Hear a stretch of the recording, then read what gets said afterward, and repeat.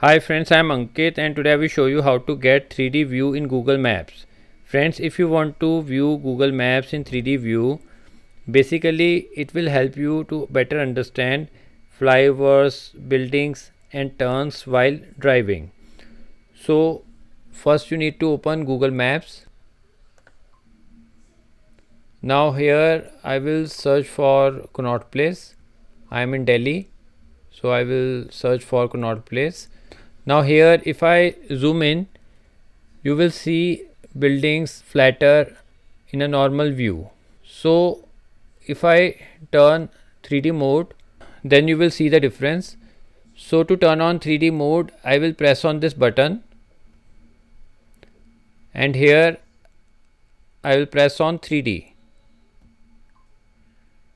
Now close this window. Now here you can see it is showing the buildings in 3D mode.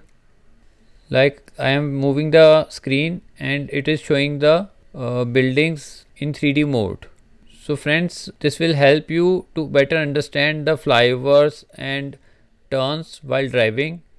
So friends, like this you can very easily turn on 3D mode in Google Maps. I hope you find this video useful.